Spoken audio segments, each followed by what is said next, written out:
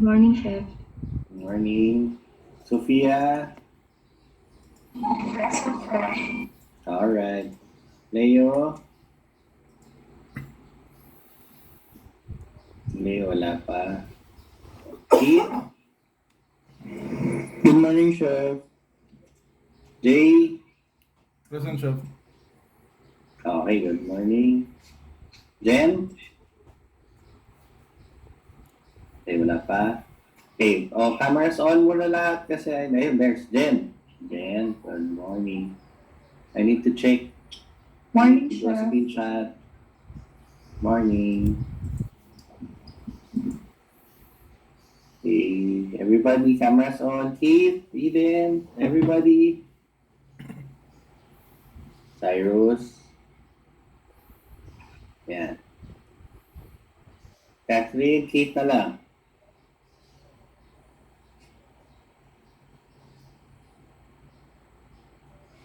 Catherine. Okay, hindi tayo makastart. Keith. Chef, nasa CL po, Chef. So, Chef. Ang hirap tayo dyan. Okay, and Catherine.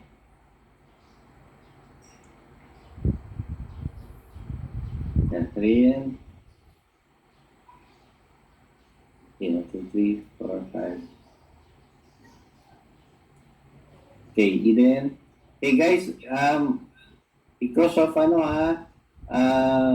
requirement na natin to have our cameras on. Okay, hindi na tayo pwede mag-off cam kasi maraming students na nag-on tapos wala naman pala sila sa background. Okay?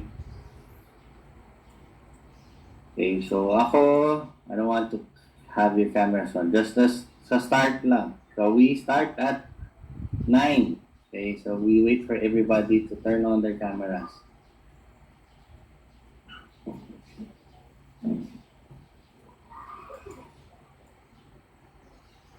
Eden, your camera? Yes, Chef. Okay. Catherine? Wala. Okay, mic's off na lang. Tapos camera lang.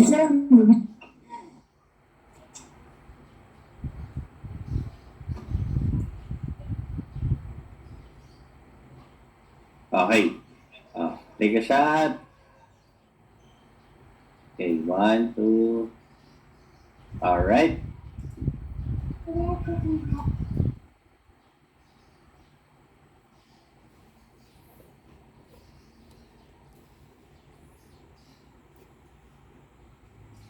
Okay, so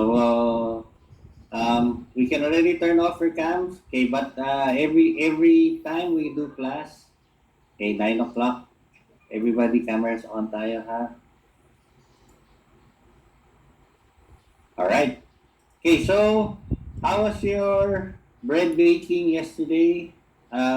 Gemma, were you in? Tama ba? Monday class ka, no? Yes. Anong ginawa na kapon?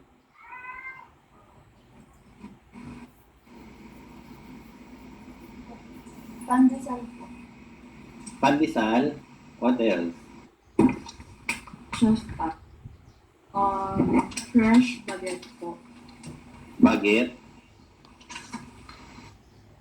Po. And then, brioche. Brioche? Po. And then, soft butter rolls po. Okay, so you did 4. Pandesal, baguette, brioche, Soft roll po. soft roll. Focaccia din po. Focaccia. Okay. Then croissant po. Bali, amin po na. Ano yun isa? Focaccia po and then croissant. Croissant. Gawa kayo ng croissant? Po. So you did laminated those yesterday? Yes po. Okay. Alright. Okay, so you guys did a lot of breads yesterday. Said coming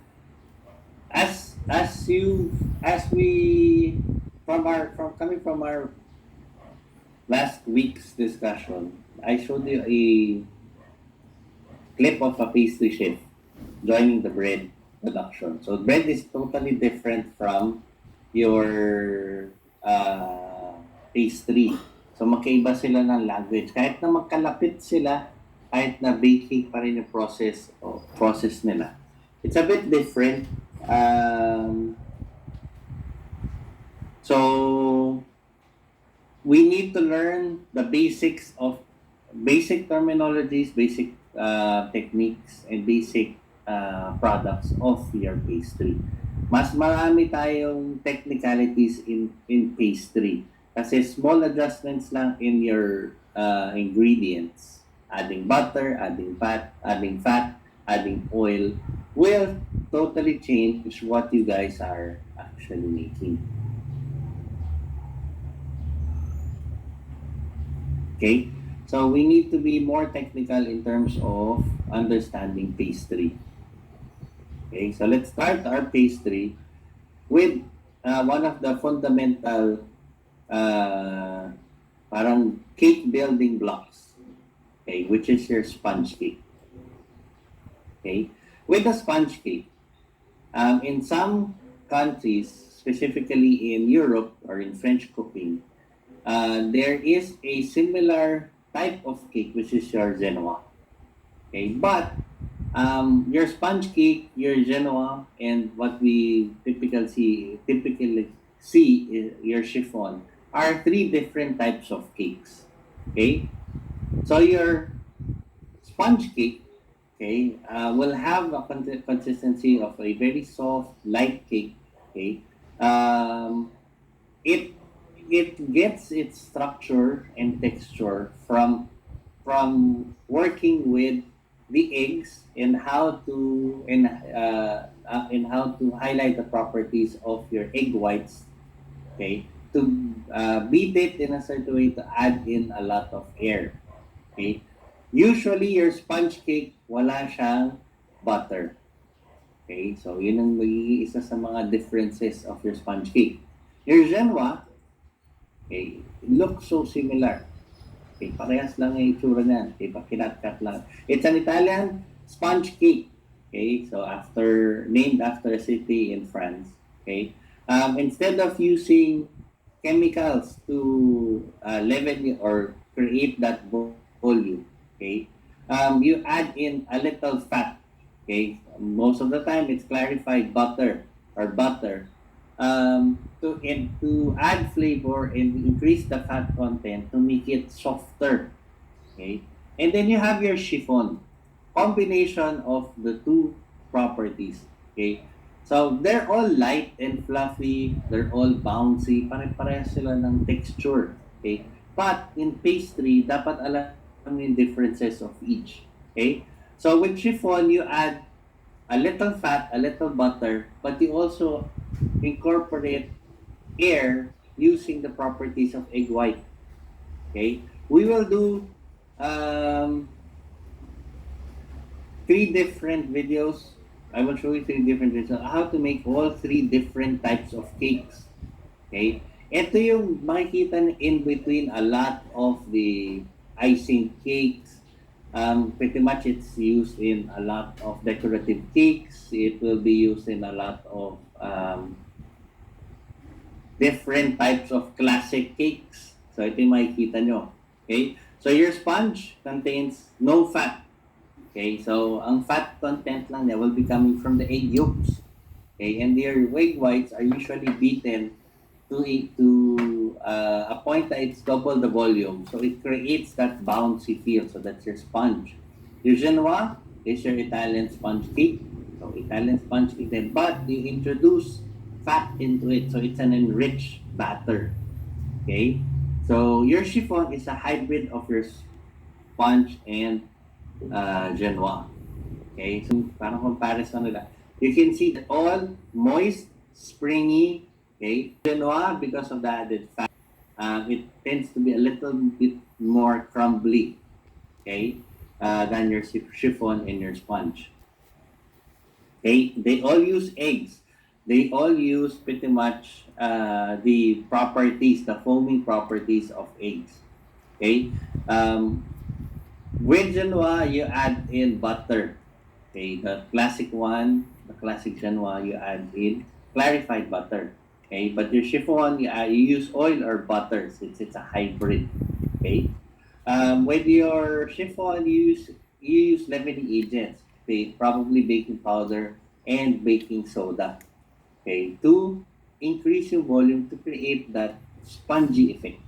Okay, so let's start first with your sponge cake.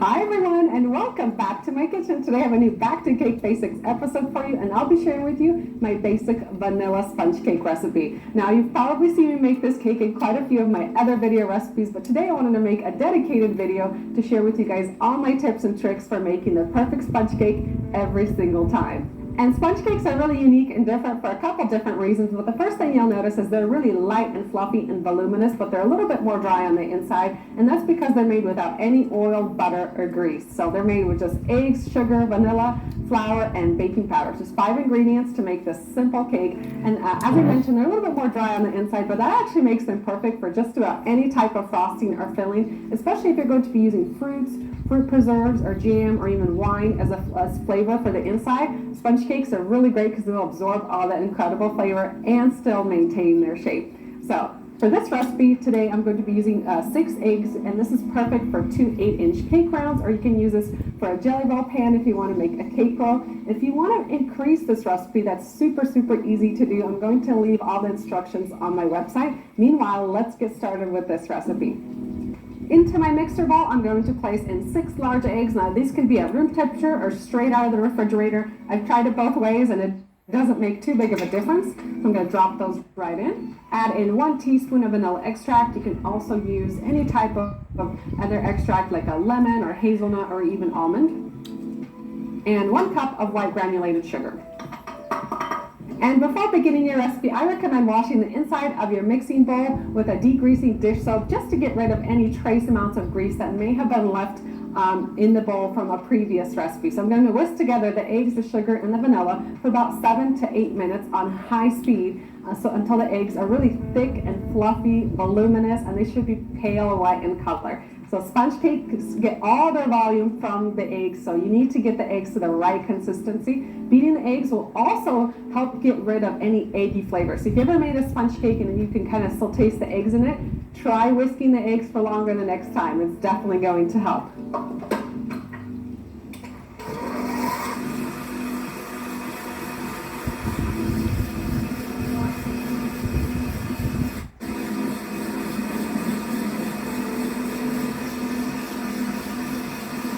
And while my eggs are beating away, I'm going to prepare my dry ingredients. I have 1 cup of all-purpose flour. To that, I'm going to add in 1 teaspoon of baking powder and just mix that in together so it's equally distributed. My eggs are all done. They're thick, pale, and voluminous, and now I'm ready to add in the dry ingredients. And this is also a crucial step in the recipe because if you deflate the eggs at this point, you might as well just throw out the batter because your cakes are just going to be flat. So it's really important to add the ingredients gradually. I add this 1 cup of flour in 3 increments. I add just a little bit at a time, and you always want to sift it into the batter. Don't just dump it in there. Sift it in, and then grab a spatula and gently but thoroughly fold from the bottom of the mixing bowl. So I always just start from the top, just kind of bring it in. Because the flour likes to fall to the bottom of the bowl, you want to make sure that you get all of it incorporated. So gently but thoroughly, just fold it in there. You don't want to mix it in with a whisk. You don't want to use this. You don't want to do this step with your mixer. You always want to use your hands and a spatula and gently fold it in. And adding in the flour gradually takes a little bit more time than, say, just dumping it in there. But it's really important to add it gradually. Otherwise, it's just going to clump up, weigh down the eggs, and the cake is going to go flat. And last bit of flour going in.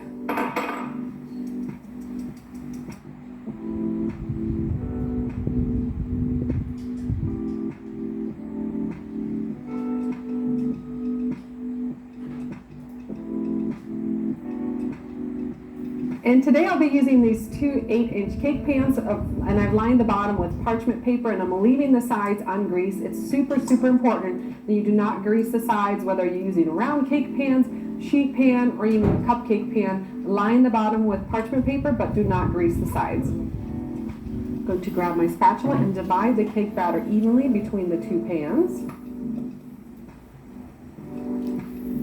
And typically when I'm using only 2 cake pans, I don't use a kitchen scale to weigh out my batter. Now, if I'm going to be using 3 or 4 cake pans, then I break out the kitchen scale just to make sure that every single layer has the same amount of batter. And you'll want to grab a little offset spatula and level out the cake batter in the pans, just very gently. And my sponge cake layers are ready to go into my preheated oven. I'm going to bake them at 350 degrees Fahrenheit for about 20 to 22 minutes until they have a rich golden brown color on the top. Then I'll take them out and let them cool on a wire rack. Now, if you've ever made sponge cake before where your batter looks perfect and they should have turned out ideally, but then you take them out of the oven and they kind of fall flat, it's because you didn't bake them long enough. Try increasing the baking time by 2, 3, even 4 minutes until the sponge cakes have a really rich golden brown color on the top, and that means that the inside, the structure, the sponge itself is baked, set, and then it won't fall flat once you take it out of the oven. All right, my sponge cakes have been cooling for about 20 minutes now, and I wanted to mention one other thing that will help your sponge cakes remain level on the top. As soon as I took it out of the oven, I grabbed a knife and I ran it along the edge of the cake pan, and it just releases the cake from the pan, and as it cools, it'll stay more level on top as well. So now that it's slightly cooled, I'm going to flip it over, remove it from the pan, and you can remove the parchment paper at this time as well. This looks so beautiful, such a perfect little sponge cake.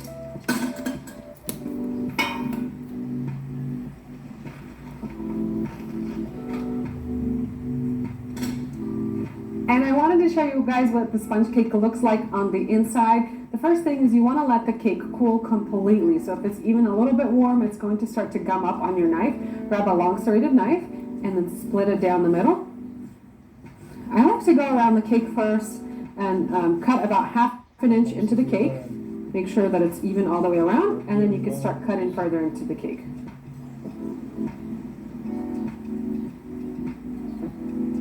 And check that out. So many beautiful little air pockets. So as I mentioned before, sponge cakes are drier than like a regular cake, than my basic vanilla cake or basic chocolate cake. So this makes them perfect for jams, spreads, and fruit. And that's it, guys, for my basic vanilla sponge cake recipe. For the full recipe and for more tips, head on down into that video description box. I've left a link there that'll take you over to my website so you can print this recipe off and share it with your family and friends. And also on my website, I'm going to leave a list of all my favorite cake creations that include this particular sponge cake recipe, so you guys have some recipe inspiration. And make sure to check out my entire Back to Cake Basics series. I have lots and lots of recipes in there, lots of cakes, frostings, whipped cream frostings, and fillings, so you guys can create your own cake recipe. Thank you guys for watching. I hope you enjoyed this sponge cake at home. If you have any questions, Okay, when we are baking, these are some of the things that we need to be mindful of. Okay, one, there's a difference between parchment paper and wax paper. Okay, so it's not the same. Okay, parchment paper can withstand higher temperatures. Okay, so it is the ideal type of liner for baking. Wax papers, okay, are meant for sandwich wrappers. Okay, so pang tape, pang baon yung wax paper. Makikita nyo, the price itself is cheaper. What will happen if you use wax paper to bake? Okay, there is a tendency that if it heats up too much, it will start to flare up. Kasi magkakaroon kayo ng maliliit na apoy if you heat it up in the oven. Okay, it will also start to crumble. So mas mahirap siyang tanggalin minsan from your cake. Dito sumasabit sa cake. Okay, sa pag nagluluto kayo. Parchment, it's ideal talaga for baking. Okay, so it's a bit more expensive. Okay, but if you want your cakes to come out and to release easily from your liner, use parchment paper. Okay. Second one, Okay? But there's a tendency that your chiffon, if you are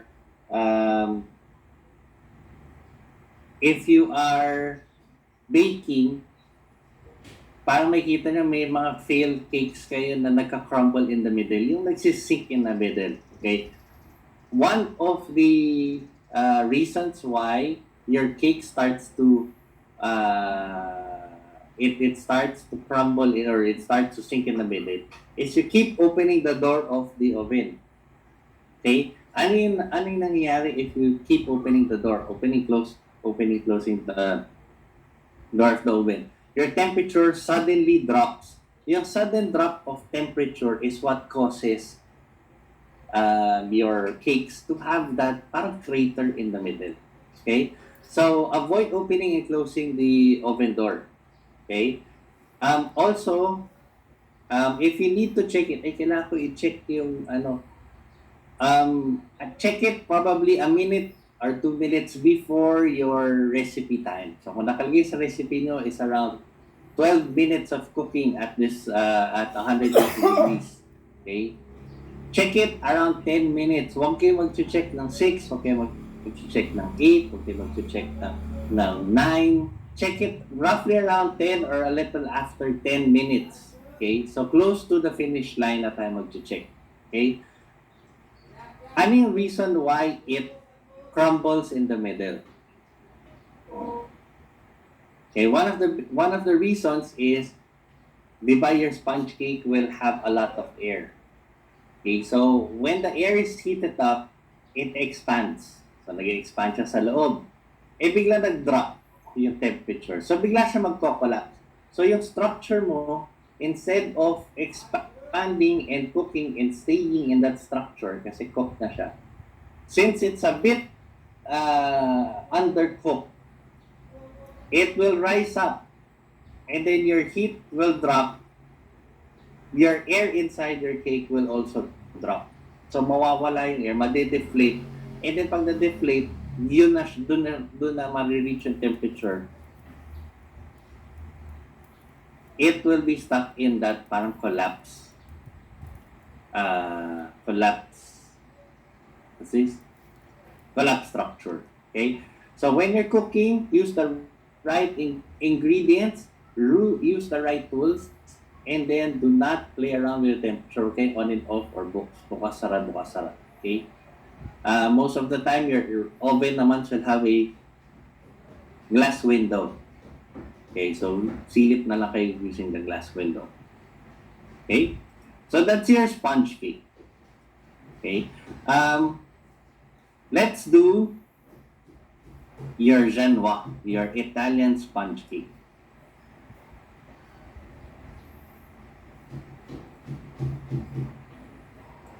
Hi, I'm Hamlet, and I'm a pastry chef from Korea.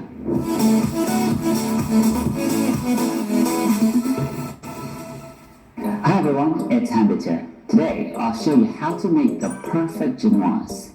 So what is genoise? Genoise is basically sponge cake. It's extremely airy and light, and it's used as a layer in cakes, and it's one of the building blocks of pastry. So it's definitely worth taking a bit of time out and putting in a bit of effort in mastering it. With me. What you need to remember about genoise is that it's all about air. The only leavener for genoise is air. You're not using any baking powder or baking soda. It's just air that pushes it up and makes it expand. So it's crucial that you get the hang of how much air you need to incorporate into the batter. We have eggs, honey, sugar, cake flour, butter, and milk. And that's it. It's all about incorporating the right amount of air into it. So before we start, we need to prepare the pan. So I'm using a 15 centimeter diameter pan, and I have cut these parchment paper into a strip.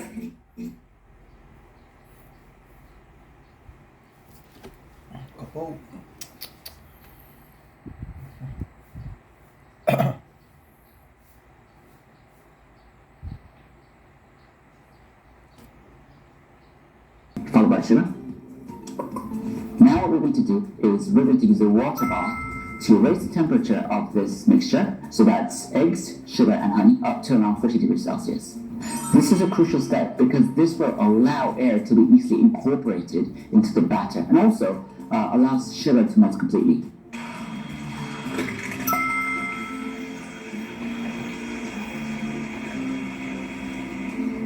The water bath has raised the temperature of this mixture to around 40 degrees Celsius, and now I'm going to whisk it using my hand mixer, and I'm going to whisk it on max.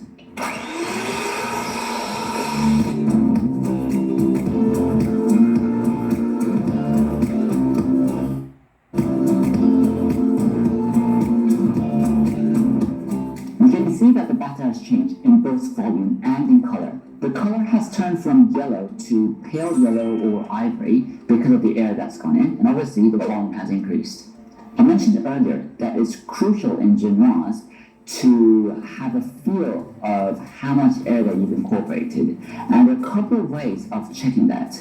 The first method is to take part of the batter and draw a shape or draw a ribbon or let's say a star on top of the existing batter, and if that holds, that means the batter is thick enough that it holds itself. You can see that the batter that I put on top is still there and it holds. We also call this the ribbon stage because you can draw a ribbon on top of the existing batter. Another method is to stick a toothpick in, and if that stands, that means your batter is thick enough.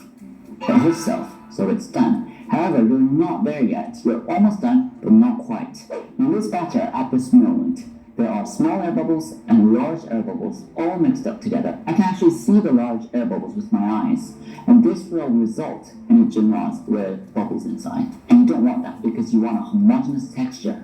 What we want to do is we want to even out the size of the air bubbles, and ideally small air bubbles, so that when we bake it, we're going to get a homogeneous texture inside.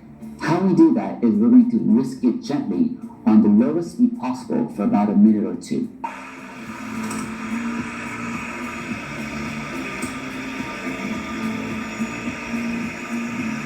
Look how smooth and silky that is, and that's what we're looking for. Now we're to sift in the flour. I'm going to mix it well. I'm going to fold it in very carefully. It's crucial that you don't overmix it from now on because that is basically reducing the volume. Mix it until you don't see any dry ingredients, but obviously don't overmix it. This is my melted butter and milk, and I'm going to mix it with the existing batter, but I'm not going to mix it straight away, but use a technique which is called sacrificial mixing. And take a look at this.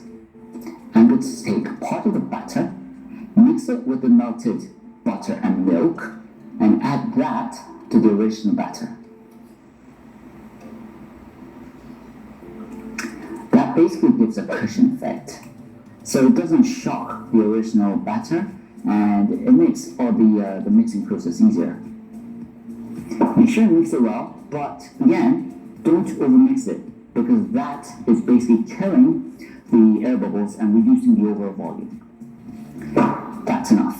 I have my pan here, which I've lined in the inside with parchment paper, and I'm going to transfer my batter into the pan.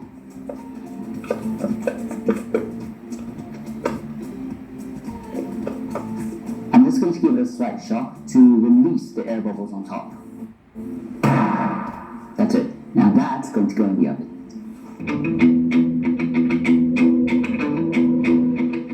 Now my genoise has just come out of the oven.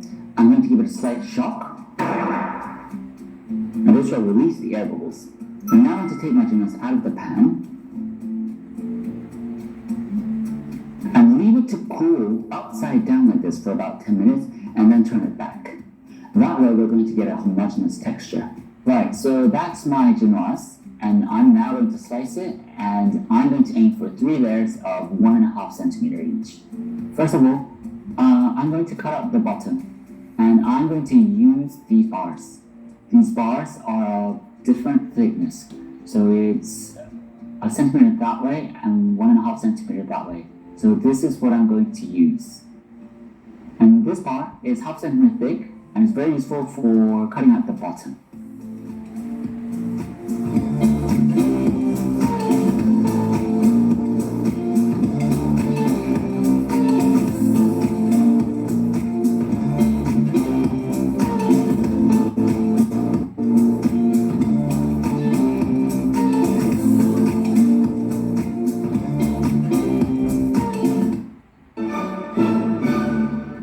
so that's my perfect genoise there. I have 3 layers of 1.5 centimeter thickness. So 1, 2, 3. And you can see that the overall texture is absolutely homogeneous. And so that's perfect. So I hope all that made sense. Genoise isn't super complicated, but there are key points that you have to remember, or else you will end up with a genoise that you won't be satisfied with. So I'll just sum up the key points. Make sure that you raise the temperature of your sugar, honey, and egg mixture up to around 40 degrees Celsius so that it can easily incorporate air into it. And plus, you can melt the sugar completely. Number 2, make sure you incorporate enough air. If you don't, you'll end up with a genoise that won't inflate and it won't be light enough. It'll just become dense, and that's not genoise. It's called a sponge cake for a reason.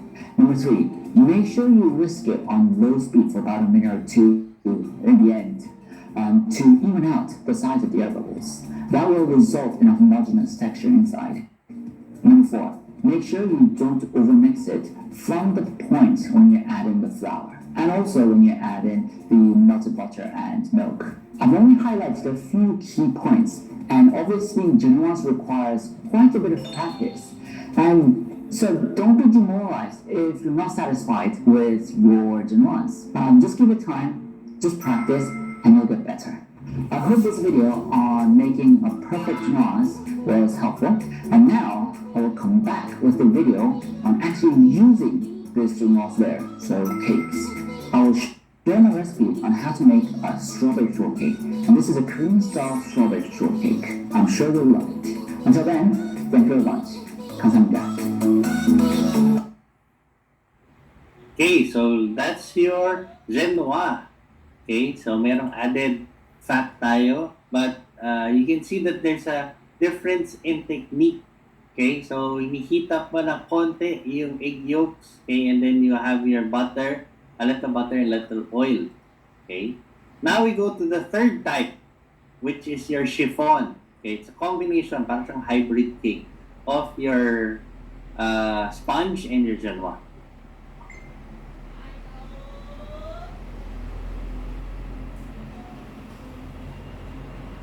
Hey, I'm John Cannell, and today on Peppy Kitchen, we're making an old-fashioned chiffon cake. So let's get started. To make this melt-in-your-mouth cake, you'll need eggs, vanilla, cream of tartar, a little water, some baking powder, veggie oil, salt, sugar, and cake flour. We're using cake flour today because it's going to give us a melt-in-your-mouth, soft as silk crumb. First off, we're going to sift our flour, sugar, etc. into a large bowl. Cake flour has a funny little tendency to clump up, so it's actually a nice thing to sift it out. I want 1 3/4 cups or 210 grams.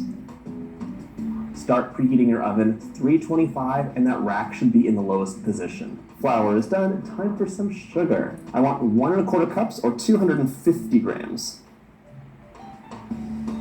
I also want 1 tablespoon of baking powder. So this cake has baking powder in it. However, it also has egg whites that are foamed up, so it's going to be giving us double lift. It's going to be so light and fluffy. Let's sift this up. See? Yeah, nonsense. We're going to give this a quick whisk. Normally when we start cakes, I'm going to say like butter and flour your pans or use a parchment paper thing, but here, like an angel food cake, this is perfectly clean. You want your cake to climb up to the top. It comes up so high, and for that, we want nice and sticky sides. So no butter, no flour, no baking spray, nothing. Grab that mixer. We need to separate 7 eggs, and you're gonna make basically a meringue, so you need to be careful, follow best practices. The egg whites go into a small bowl, 1 at a time. You never know when a yolk is gonna break, and you can't contaminate the rest of your egg whites with a broken yolk. Medium bowl, egg whites 1 at a time into the clean bowl of your stand mixer or a large bowl if you're using a hand mixer. And repeat that process over and over until all the eggs have been separated. If you've never had a chiffon cake, by the way, oh my gosh, they're really good. And so versatile too. I'm going to show you this just really simply prepped in a tube pan. You can serve it with some berries and whipped cream and powdered sugar, and it's delicious. I'm adding 3/4 of a cup of water, or 180 ml. Ooh, that's spilled. And half a cup of vegetable oil, or 120 ml. In you go. Lastly, we have 2 teaspoons of vanilla, that is 10 ml. Whisk it up until it's totally nice and like smooth, light yellow color. Once your egg yolk mixture is pale and frothy, you're gonna add this into your cake batter and mix it until it's just combined. We're mixing it until it's just combined. You don't want to activate the gluten, and you're left with like this weird, like thick batter. You're like, this is not correct. However, we will be lightening this with egg whites and cream of tartar. So set this aside right now. Get that stand mixer out. Clean whisk attachment. So we're adding half a teaspoon of cream of tartar. We're gonna mix this up, start low to break the egg whites up because they're like little globules. And now we're gonna increase speed gradually to high and mix these for 6 minutes until stiff peaks form, not soft peaks. Pretty stiff. I think that's good actually. It's been about 6 minutes. Well, let's take a look. That's a stiff peak. You can see it stands straight up. It's not flopping over. And in here, like that is nice. One thing I have to tell you though, this is not the time to take a break. You gotta go. These egg whites will lose their consistency if they hang out too much. Grab about 1/4 of the egg whites, you can eyeball it of course, and we're going to fold that into the batter. It would be great if you could maintain all the millions and millions of air bubbles and not pop any, but that's not gonna happen. So the first bit that you always add in to a batter is gonna be sacrificial. It's getting mixed in, but it's also lightening that batter because sometimes it could be very heavy. It's the same deal, aka pushed in the well, or you. This is folded in, and I'm seeing almost no streaks. Now you're going to fold this in, so scrape the bottom with your spatula and cut in and bring it around. It's like you're making little convection currents. This batter has so much air in it, and because we use the water and the oil, it's going to stay pillowy soft. It's a great make-ahead cake because unlike a lot of butter-based cakes where you have like chill them and they get kind of hard, this one stays really silky soft. So you see these dark streaks and light streaks? We can't have that. It just has to be all homogeneous. So you're bringing up the unmixed batter and cutting it in. It's like you're just continually scraping the bowl down, except you cut into it after a scrape. You're not smashing it down with the flat end because that would pop a lot of the air bubbles. This is a special tube pan. We're gonna spoon this batter in. Now, carefully if you can, get that batter into the pan. If possible, you don't want to get it onto the walls of the pan. Get all that batter off of your spatula, and even if you tried really hard, chances are there's some big air bubbles hanging out in here. You don't want to tap the batter down again because you do not want to pop those air bubbles. So get a small knife and just run it through the cake. I do that a couple times, and it will pop any of those big air bubbles from when you pour the batter in. You want to try and keep the side, the inside and the outside of the pan clean because this batter is going to climb all the way to the top, and you want it to have a nice even look. Any little bits hanging out here are going to be burnt. This goes into the oven, 325 Fahrenheit for about an hour, or until a skewer comes out clean and it springs back. My cake's out of the oven. It rose up nice and high, but here's the deal. These tube pans have feet for a reason because it needs to cool completely upside down. That's how it will maintain its structure like a delicious bat. And basically, if you took it out right now, it would just collapse. So it needs to completely cool upside down. And then I'm going to show you how to take it out without destroying it. Once your cake is cooled completely, and yes, you can leave this in overnight if you want. It's really easy that way. Flip it over, see it hasn't sunk at all. This is the challenging part, so stick with me here. You're gonna get this out of the pan. Most of the pans have these feet and they have rivets on the inside, so you have to use a little palette knife or a knife or a spatula, get that in there and scrape along the side. Once you get to the rivets, you're going to just get in there, nudge it in, and continue scraping. So that's the mistake I made. I used a knife once and I just was going too fast and it wasn't the best choice. Okay, now I'm going to use the larger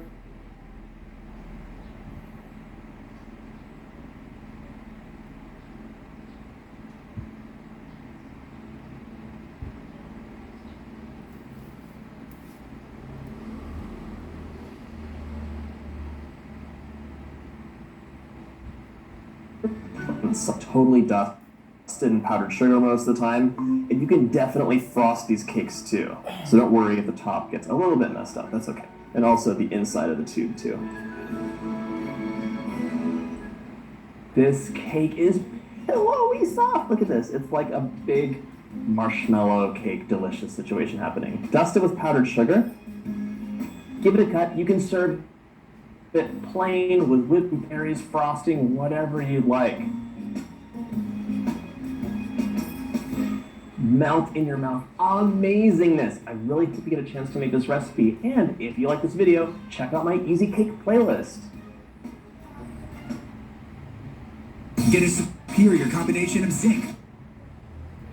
Okay, so those are your 3 basic fundamental pastry cakes. Okay? So from there, ito yung dito tayo kukuha ng chocolate variation, dito ka nakukuha ng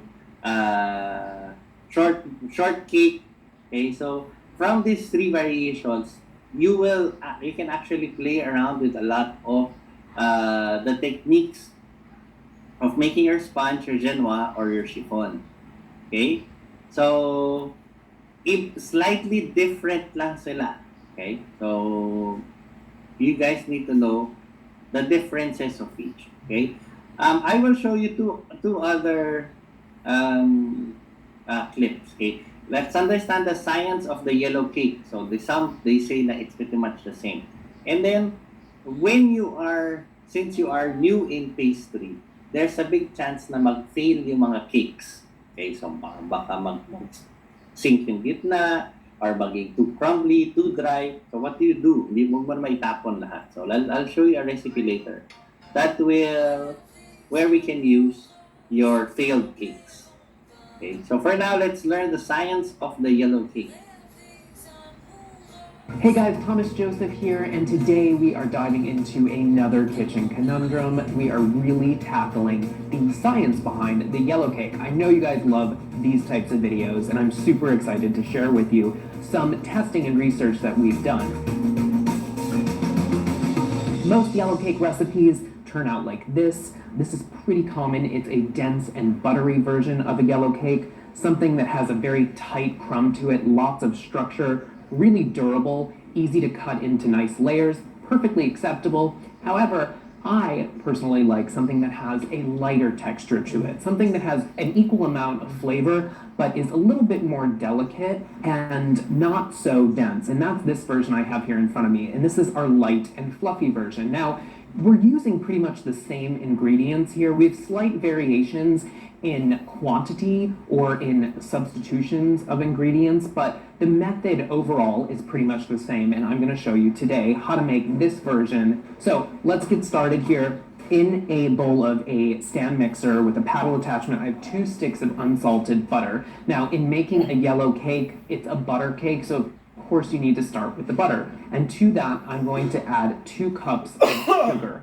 Now, this quantity of butter and sugar here is going to be the same whether or not you make the dense version or if you're making the light and fluffy version. So you really want to give this mixture here some time to cream together. Creaming is the process of incorporating the sugar into the butter, into the fat, dissolving it slightly and building up air. It's very important for the leavening of the cake to allow this process enough time to do that. So this is going to take anywhere from 3 to 4 minutes on a medium-high speed. In this recipe for the light and fluffy version, what you need to do is you need to separate your eggs. Separate the yolks from the whites. That's for the light and fluffy version. Now, if you are going to make the dense and buttery version, all you need to do is keep the eggs together, and you're going to add whole eggs one at a time at this point. So, light and fluffy version, I'm just going to add the yolks here at this stage with the mixer on low speed. And you want to make sure you're adding the yolks one at a time. And this is really important in cake making. You don't want to overburden the butter-sugar mixture with too much liquid at once, because what it's going to do is it's going to break the creamed mixture here, and it's going to deflate the mixture. So adding your eggs, or your egg yolks in this case, one at a time is really important. Mixing after each addition.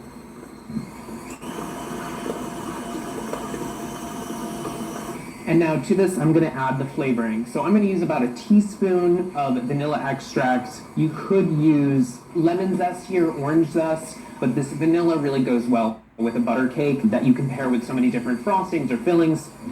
And this looks nicely combined. I'm going to turn this off, and now I'm going to sift together my dry ingredients.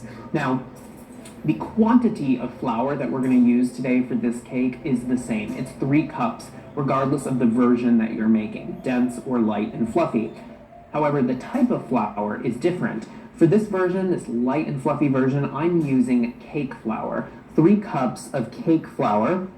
And cake flour is different than all-purpose flour in that the protein content of the flour is much lower. It's about 7 to 8% for the majority of cake flours in the United States, compared to all-purpose flour, which can be about 11 to 12% protein. You might be wondering, what does the protein do? Well, protein gives strength and structure to cakes, and in this case, we want less strength and structure. We don't want something so dense and rigid. We want something that's light, airy, and that will ultimately give us a really wonderful crumb to the cake.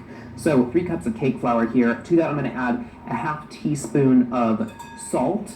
And now I'm going to add the leavening agents. And today I'm using a mixture of 2 different leaveners. So I'm using baking powder here. This is double acting baking powder that's most commonly sold in the United States. 2 teaspoons goes right into this mix here. And a half a teaspoon of baking soda. Baking powder is really unique in that it reacts in 2 different stages. It reacts with the addition of moisture, so when we're going to add in our dairy, it's going to start the leavening process, and also with heat, so once you put it in the oven. Now, baking soda, on the other hand, it needs an acidic component, an acidic ingredient to be added to the mix in order for it to activate. You've all done maybe those science projects in school where you take a little bit of vinegar and you mix it with some baking soda and it kind of erupts into some mess. And that's kind of similar to what's going to happen in the cake batter. So I'm sifting these dry ingredients together. I'm using a wire whisk and I'm just combining the ingredients all together. I'm making sure that the leaveners are evenly distributed so that there's no eruptions in the cake batter in certain spots. It's leavened evenly. So just whisking this together will do just that. And so now I'm going to pass this mixture through a sieve, and what this is going to do is it's going to lighten up the flour mixture, and it's also going to work out any clumps that we might have. Now, again, I'm making this light and fluffy version. If you were making the dense and buttery version, you would be using 3 cups of all-purpose flour, again, because it has a higher protein content. And in terms of the leavener, you're going to be using all baking powder. So it's a tablespoon of baking powder for the recipe. So no baking soda. So I'm just sifting over a piece of parchment here because this will help me to get the flour mixture into my batter. Another tip here, guys, when you're using cake flour, when you're going to buy it in the supermarket, make sure that it's just straight up cake flour. It's not self-rising cake flour. Self-rising cake flour has added leavener in it. So if you use that in a recipe that doesn't call for it, you're in for a little bit of trouble. So now what I'm going to do is I'm going to add my flour mixture into the creamed butter and the eggs and the sugar along with the dairy product. So I'm using 1 cup of buttermilk here for this light and fluffy version. And the reason I'm using buttermilk here as opposed to the dense version, which is going to be just straight up whole milk, is because we've added baking soda to this recipe. Baking soda is going to react with the acidity in the buttermilk and add a whole nother layer of leavening. So again, we're kind of working on different layers of leavening to get the lightest and fluffiest cake possible. So turn your machine on, low speed, and you want to add your flour mixture in stages. So I'm going to add probably a third of this mixture into my mixer. I'm going to add a third of my buttermilk, turn it down low. And you guys want to be careful here that you don't mix this too much. You don't want to overwork the flour. You don't want to toughen this batter. You really want to keep it light and airy. And I'm starting and ending with the flour. That's an important tip here, guys. So just mix this until it's almost a dough. There can be streaks of flour in this batter. It's totally fine because we have one last step to do to make this the lightest and fluffiest cake batter. So now The final step is taking those egg whites that we had reserved and whipping them up into soft peaks. Now, these are room temperature, as are all of the ingredients that we're using today to make the cake. You want to make sure they all work together in a harmonious batter. So now I'm going to take these egg whites and using a balloon whisk here, I'm going to whip these up into soft peaks. So whipping these egg whites up to a nice soft peak and folding them into the batter is going to be the last step in leavening this yellow cake. What's going to happen is all of the little air bubbles, the pockets that we're creating in this egg white mixture are going to expand in the oven and create a very, very lofty, light and fluffy cake. To lighten the batter, add about half of your egg whites. And you want to fold this mixture together. So folding, again, you guys, is kind of coming up around the sides of the bowl and bringing the batter up and over the egg whites and continuing this process. And once you have some of the egg white incorporated and the batter, you kind of noticing it lighten, it's not as stiff, that's when you want to add the rest of your egg whites. So all of those egg whites. So again, here, you're not adding a new ingredient, you're just changing one ingredient by separating the whites and the yolks, and you get an even more loft and lightening of your cake batter. So at this point, you guys, you should have your oven preheated 350 degrees with the rack set in the middle of the oven. Whenever you're baking cakes, it's really best to bake in the center of the oven. It's the most even temperature. And right beside me here, I have two 9-inch cake pans that have been buttered and lightly floured. And there's a piece of parchment on the bottom of the pan as well. And this will help in getting the cake out nice and neatly. Won't stick to the bottom of the pan. And what I like to do, if you guys have a digital scale at home, this is the best time to use it because you can perfectly portion out your batter so that you know you'll have two even layers. So I'm going to just pour this out here. You can see that the batter itself has a nice even texture. It's not broken at all, and that's because all of our ingredients were at room temperature and we added them gradually and we didn't overwhelm the batter at all to make it break. So this will bake up nice and evenly in the oven. Take an offset spatula and smooth this out into the corners of the pan. And sometimes people tell you with denser cakes that you should take the batter in the pan and kind of slam the pan down or tap it down on the counter to knock out any really tall air bubbles. But I think that in this case, since we've taken so much care to create as many air bubbles as possible, I don't want to go through that step. So just smooth it out nice and evenly here so that you have a nice even layer of cake. Get these right into the oven, and they bake for about 30 to 35 minutes, guys. So watch them carefully. You can rotate them halfway through. You want to make sure that a toothpick or a cake tester inserted into the center of the cake comes out clean, maybe with 1 or 2 light crumbs on it, and it really is about 30 to 35 minutes. So guys, after 30 to 35 minutes, you want to make sure that you invert the cakes out of the pan and let them cool completely before you use them to make your layer cake. Now in front of me, I have the dense and buttery version here. You can see how tight the crumb is. You can actually see the height of the cake itself isn't as tall and lofty as this light and fluffy version. And the texture is quite, it's not dense where you wouldn't want to eat it, but it's more similar, I would say, to a pound cake, and it has much more texture to it. In contrast, this is the light and fluffy version, which you can see just has a lightness to it. It's really kind of similar to a chiffon cake, but it has that wonderful buttery flavor. I'm gonna give it a try, guys. But you guys, it's up to you. You can choose whichever one you'd like to make, whether it's dense and buttery or light and fluffy. Now you know what tweaks need to be made. And as always, guys, if you have any baking conundrums, reach out to us using the hashtag.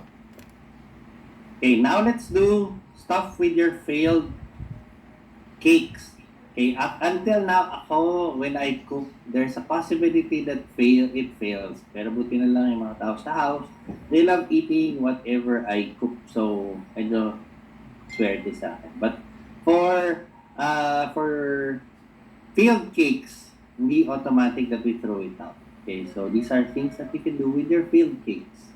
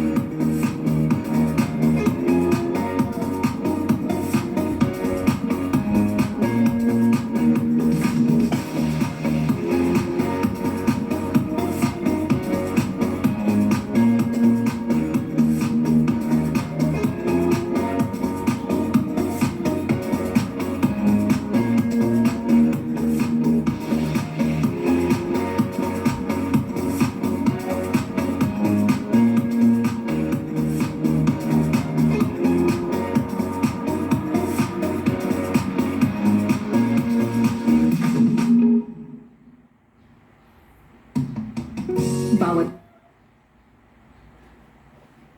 Okay, so those are the things that you guys can do for failed cakes. Okay, so don't throw it out. Okay, you can do a lot of things with your failed cakes, and it's not always perfect. Okay, so don't be too pressured. Okay. You guys have any questions regarding the basic sponge cake before we go to our next basic pastry? Everything good? Jeff, good? Cyrus, okay lang? Everything okay? Yeah, Chef. Okay. Now we go into choux pastries. Okay, or pate choux. Okay. So these are basic pastry doughs. Okay, so kumbaga sa bread, meron kang white dough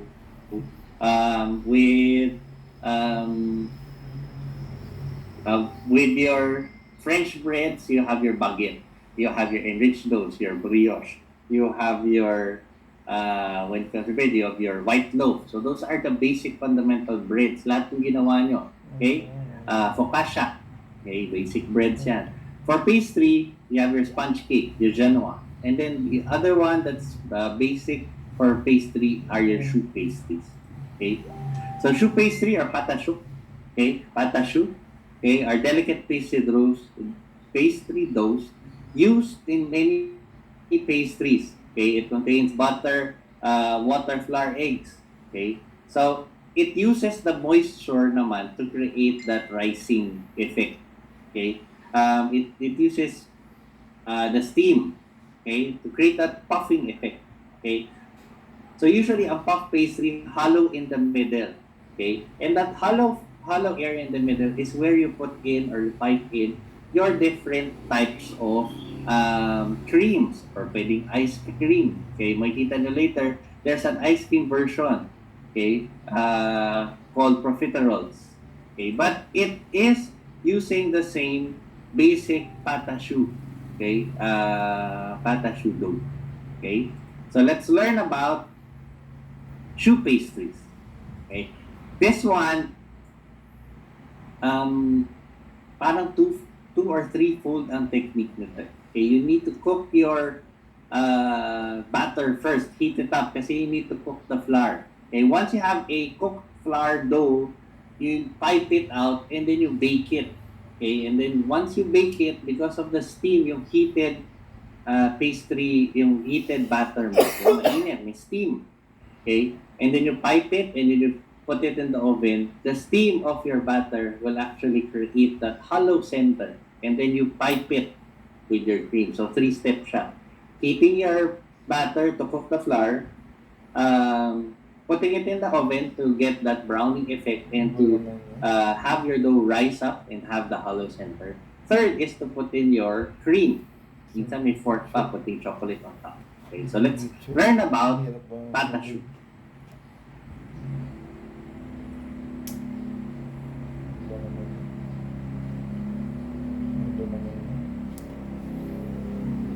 To the Cupcake Gemma channel with me, Sally, and to the Crumbs and Doilies kitchen here in Soho. And as promised, I am going to show you guys how to make choux pastry. We made some short crust pastry last week with our little cherry bakewell tarts, and choux pastry is kind of the next step up. It's what we use to make eclairs, profiteroles, like a croquant bûche, craquelin, and it's really kind of easy, but it can seem kind of scary because it all kind of happens at once, but it's not scary. You just need to know a few little tips, and also it's so easy to make that if you make a batch and it goes wrong, you can just make some more, and that is, you know, practice makes perfect. The first time I made choux pastry, it didn't come out perfect, but that's what this is all about, and it is really fun. So we're going to make cream puffs because that's kind of like the most basic thing. We're just going to fill them with cream. They're going to be absolutely delicious, but I promise you, with all these little tips, you'll be making perfect choux pastry before you know it. So the first thing that we need to do is we're going to heat up some water with some butter, some sugar and some salt. So in this saucepan I've got 250 mils of just cold water. I'm going to put in about half a tablespoon, so a teaspoon and a half of sugar. which is kind of optional. I like to have a little bit of sweetness, but you can also use, you know, choux pastry for savoury things, so you might want to skip that, but I'd recommend sugar, always, obviously. And then we're going to put in a 1/4 teaspoon of salt. And then finally, I've got 115 grams of butter here, so unsalted, and I've chopped it up. So we're going to put that into the water. And the first thing we're going to do is turn our hob onto a low heat, because we want all of this to melt. We want the sugar, the salt to dissolve, and we want the butter to melt. So at this point, don't let it boil. And once the butter has completely melted, you can gradually turn the temperature up, because we do want to bring it to a boil, but only just, because if we have this boiling too much, we're going to boil too much moisture out of it at this stage. So once it comes to the boil, like it is now, we're going to take it off the heat, and straight away we're going to dump in 135 grams of sifted plain or all-purpose flour. And as soon as it hits the pan, we're going to stir it really, really quickly with a wooden spoon. It'll look a little bit kind of porridgey and lumpy to begin with, but eventually it will come into a lovely smooth ball. And that is the scary part over. And it wasn't even that scary, was it? So once you've got a smooth dough, we're going to put it back onto the heat. We're going to heat it over a low-medium heat. You want to kind of hear it just about sizzling away, and we're going to stir it all the time. I like to do this actually with a spatula, because you can just kind of get to the corners a lot better. And we're going to keep stirring it for about 3 to 5 minutes. And what we want to do here is dry it out a little bit. We want to cook off some of that moisture and cook off some of the flour. So when it's ready, you'll kind of see that the dough is starting to stick to the bottom of the pan, so it will make a little film on there. And once it's there, like I said, you'll have this kind of film on the bottom here. Can you see that? And also it will probably look a little bit drier than it was, so less kind of shiny. So now what we need to do is cool this down, because the last thing we're going to be adding is eggs. And we don't want to add the eggs right now, because as you know, they will just completely scramble. So we're going to put this into the bowl of my stand mixer. And I'm actually going to spread it up the sides like this, because what we want to do is cool it down and get rid of some of the steam. You can see how much steam is coming out here.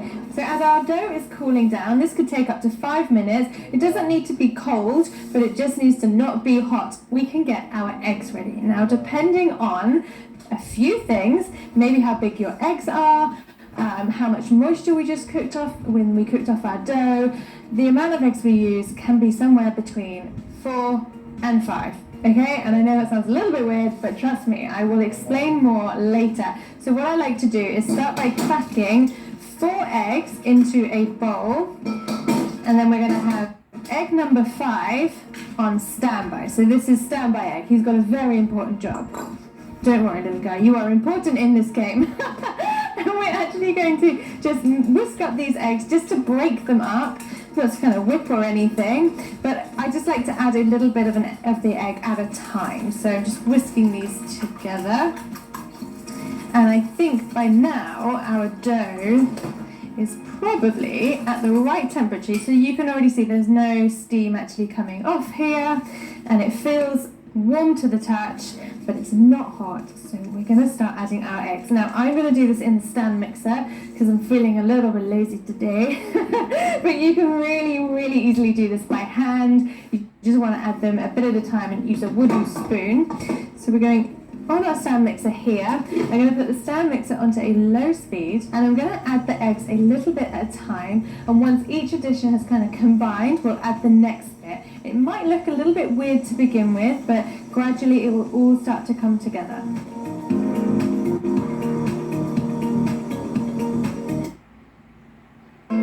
Kahit sa mukha ng pandemya, taas noong haharap sa mundo. I'm just going to stop my mixer and have a little look at it and give it a bit of a scrape, and you'll see as you add your egg it gets kind of shinier and glossier, but I think it needs a tiny little bit more, so I'm not going to add all of my egg, just a last little splash, and then we'll mix it through and hopefully we're there.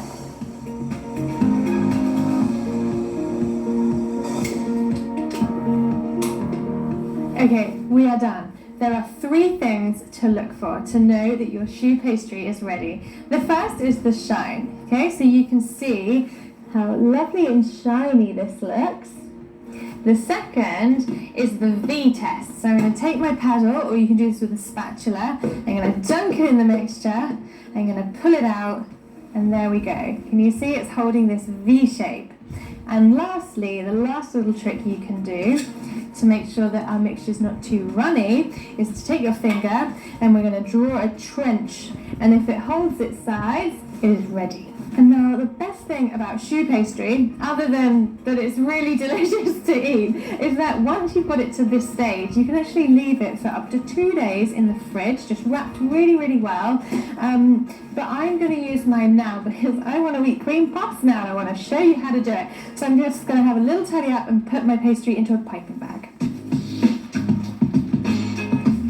Now I've fitted my piping bag with a fairly small round tip here, but you can use a large one if you like to. That just means you're going to have larger puffs, which is no bad thing. I personally just like them to be a little bit smaller. So we're going to pipe them out onto a baking sheet. So I have lined my baking sheet with some greaseproof paper, and I'm actually just like secured it with these magnets, but that's because our ovens here are absolutely insane. And we're going to pipe out little blobs. Now you want to try and pipe out the neatest, smoothest little blob you can. So first tip is to have your piping bag vertical, vertical, vertical, that's the one.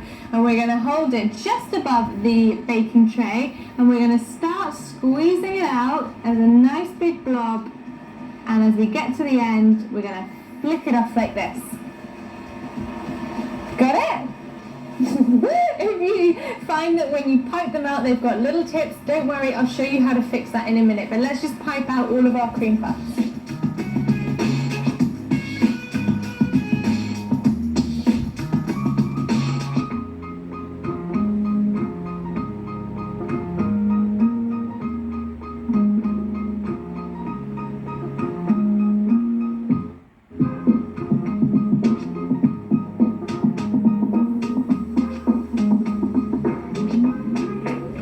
So if you have leftover mixture, I would actually recommend covering the ends in cling film or sealing them up, put it in the fridge so that you can bake 1 tray at a time. Particularly with a home oven, putting 2 trays of these in can throw things off a little bit, because what we really don't want to do is open the oven before they have baked. So what I'm going to do first before we put them in the oven is with these little tips, like I mentioned, like if you've got quite spiky ones, it's not a problem. Just dip your finger lightly in some cold water and just dab down your little tips like so. And now these are ready for the oven, but my final little tip here, which is not essential, right? You do not need to go out and buy yourself a little spritzy bottle if you don't have one, but if you do, fill it with cold water, and we're just going to give these a little mist. This is going to help create some steam, and it is steam that is making our cream puffs puff up, because we haven't put any kind of raising agent in there or anything. We haven't whipped any butter to create air. We are relying on steam. So we're now going to put them in the oven. It is preheated to 190 degrees C, which is fan assisted, which is really, really hot, but pastry needs to be hot, right? And we're going to put them in for 20 to 25 minutes to begin with. So mine are quite little, so these are going to take 20 minutes, but if you've gone for a slightly bigger cream puff, you might want to do 25. And after that time, they've stopped growing, and I'll show you what we're going to do then. They're not going to be fully cooked, but come back to me in 20 minutes.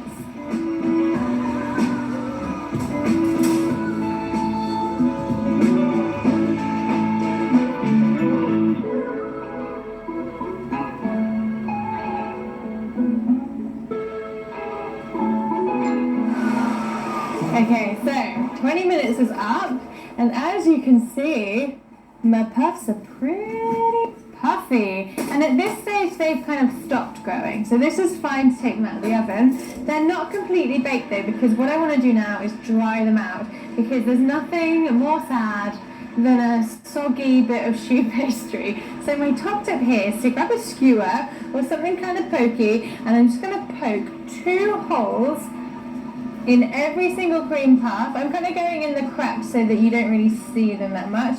And this is just going to help release some of that steam so that they can dry out. And once I've done this, they're going to go back in the oven for 5 to 10 minutes until they've completely baked through. And then we're going to turn the oven off, open the door, and let them cool down completely.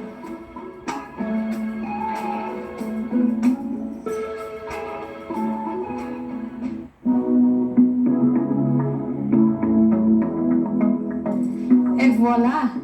A tray of cooled cream puffs. Well, actually, that's such a lie. They're not cream puffs. They're just puffs. But look, they're lovely and even. This is the colour that you want, gorgeous and golden. And listen to this. Can you hear it? I'll do it again. They are so hollow and crisp, and they're going to have inside. Actually, let's cut one open and I'll show you the inside, because this is pretty exciting. Right, ready? Ta-da!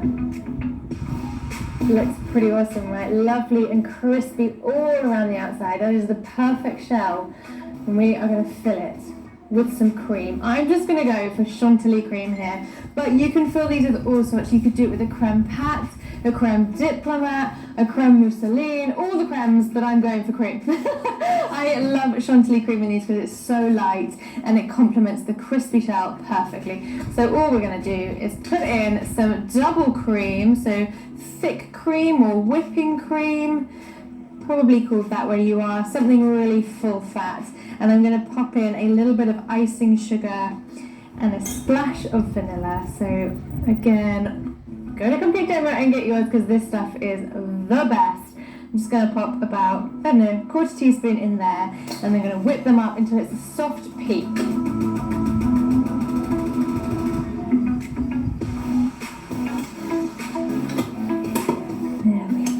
Now it's really important not to over whip your cream, so if you feel a little bit nervous of doing that, I'd recommend whisking it till you're almost there but it's a bit runny, and then just finish it off with the spoon because it won't take much longer. So I'm going to pop mine into a piping bag with this lovely star nozzle. We're going to chop the tops off our cream puffs, fill them up, give them a dusting with icing sugar, and then I'm going to shove as many as I can in my mouth at once.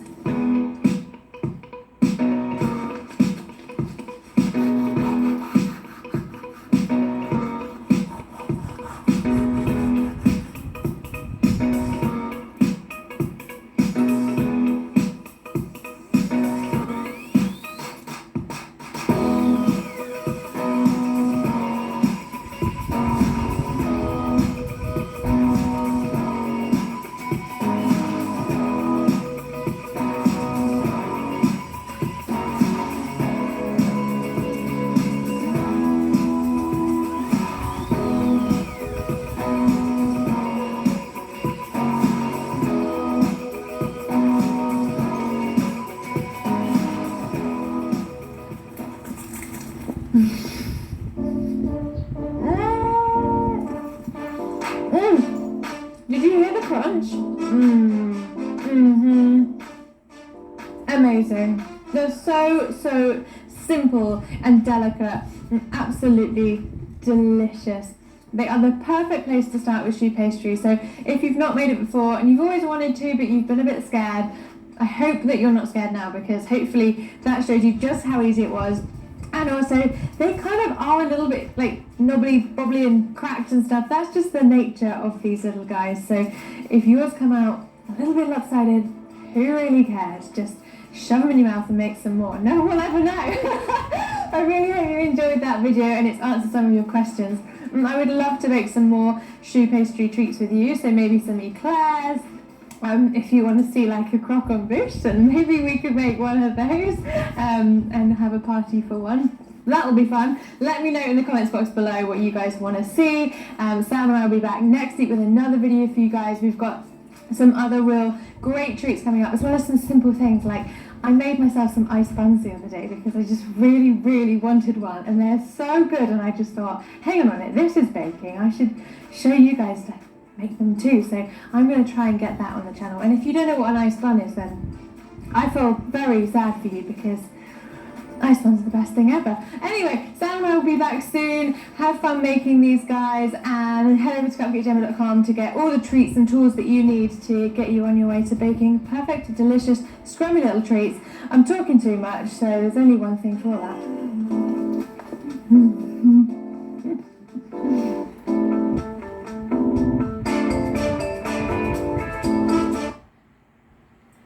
Okay, so compared to bread, your choux pastry, you have a different set of techniques. It takes a bit of practice.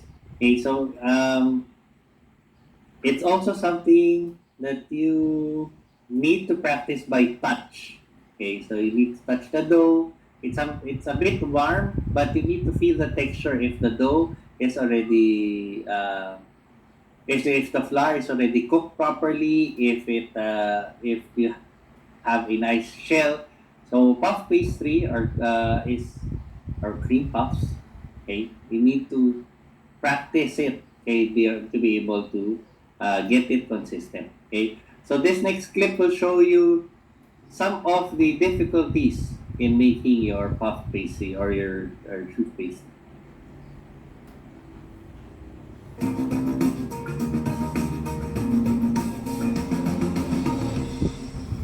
Hey everybody, Thomas Joseph here, and I am answering a kitchen conundrum that you all have asked, and that is how to make a perfect cream puff. A lot of you are having problems like this.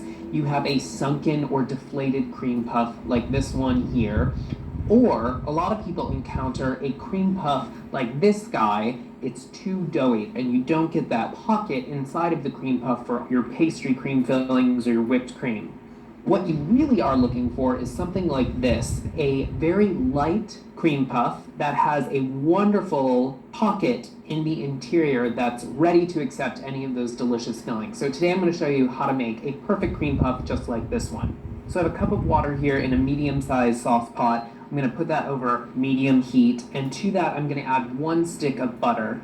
You want to melt these ingredients together. This is the traditional method of making pâte à choux, which is the paste or dough for a cream puff. I'm going to add a half a teaspoon of coarse salt and 1 teaspoon of granulated sugar. So the water-butter mixture is up to a boil now. I'm going to add 1 cup of all-purpose flour right into the pot. And you're going to take your wooden spoon and mix this all together. And this paste you have to cook for about 2 to 3 minutes, stirring constantly until a film forms on the bottom of the pan, which is doing right now. I'm going to turn off the heat and transfer this now to a bowl, just so it can cool slightly before we add the eggs. And the eggs are the main leavening agent here that gives you that nice pocket in the center and such lift to the cream puffs. So our dough has been cooling for about 3 minutes, and now I'm going to add 4 whole eggs. 1 egg at a time, add it, and then stir. Now this separates into pieces, and it doesn't seem as though it's going to come together, but with a little bit of elbow grease, this dough will come back together, and once it does, that's when you add your next egg. And the last egg. So the dough should be sticky, not slick, and it should be stiff enough to hold a peak when you remove a spoon or if you touch it with your fingers. So it is holding a stiff peak here. And so now I'm going to transfer this to a pastry bag fitted with a 5/8 inch tip. Now pâte à choux is such a great dough in that you can make so many different things with it. Not only can you make cream puffs, but you can make eclairs, you can make a croquembouche with all of your cream puffs that you create. And now for the piping. Now one trick, and we do this often when we're making things that are sticky like meringue or cream puff dough like this, take a little bit of dough and just put it in the corners of your pan, and take a piece of parchment and just stick it right to the pan. And what this does is it helps keep the parchment on the bottom of the pan, so when you're piping the sticky filling out, the parchment paper doesn't lift with you. And I'm going to pipe them out into 1.5 inch circles. So press down. Once you get to the size you need, swirl the tip. This is what you don't want to do. You don't want to pull straight up because you're going to end up with a point like this. So pipe and then spin the tip so that you don't have such a pointed top.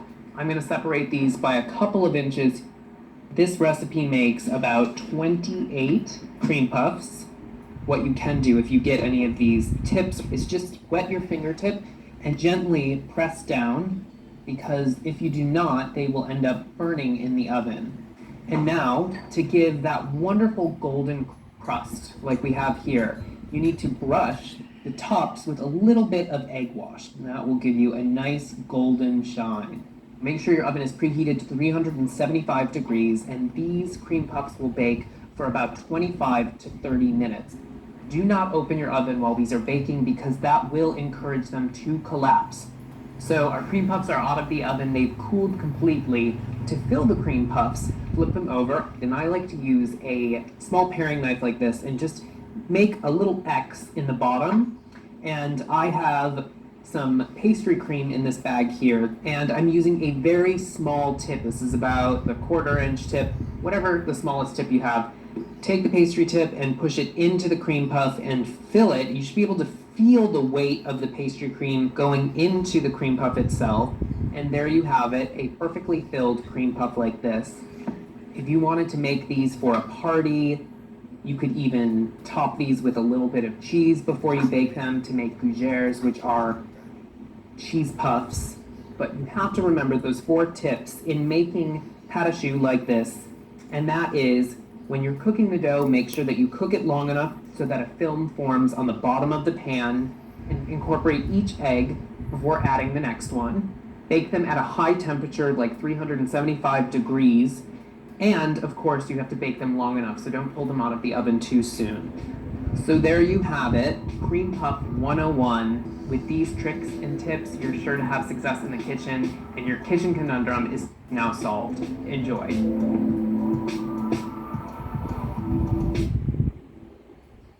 Okay, any questions so far? Okay, so important yung shape. If you are uniformity and shape, so any point you need to you can press it down by wetting your finger and then pressing it down. So dapat magkakapatay sila kasi, or else it will burn and it will start to crack.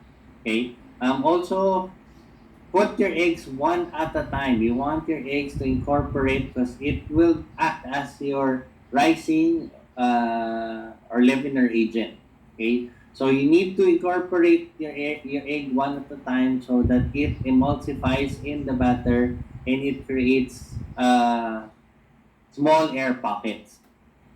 Okay, so hindi mo siya ilalagay all at once kasi it will just mix. So masyadong liquid yung dough nyo. Okay, so dapat one at a time para you have enough moisture, and then you are actually parang whipping, but using the batter to incorporate as much air into your dough. Okay, usually yun ang nagiging problem. Okay? So we're done with cream puffs. Let's do some still with pâte à choux. Okay, another thing that you can do are your eclairs. Okay, so let's do some eclairs. Hey bakers, today we're making a classic French dessert, which just so happens to be my all-time favorite, chocolate eclairs. Light as air choux pastry filled with vanilla pastry cream and then dipped in chocolate. So easy to make, so satisfying. Let's get started. Choux is one of my all-time favorite things to make. It is so simple. It's basically foolproof. Half a cup or 113 grams of unsalted butter, 1 cup of water, 240 milliliters, half a teaspoon of salt, and like a teaspoon and a half, 2 teaspoons of sugar. We're going to put this over high heat and bring it to a rolling boil. Take this off of the heat really fast. Dump in 1 cup or 120 grams of flour and stir hard with a wooden spoon. Stir until it's all incorporated. And we're going to stir for like 30 to 60 seconds. There we go. Okay, now back onto the heat. And stir for another 30 seconds or so. You're going to see this form like a ball.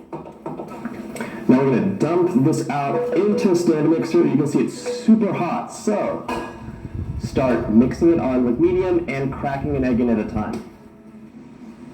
1 egg. Mix. Steam. Once it's incorporated, add the next in. want to scrape the bowl down too. Love the color.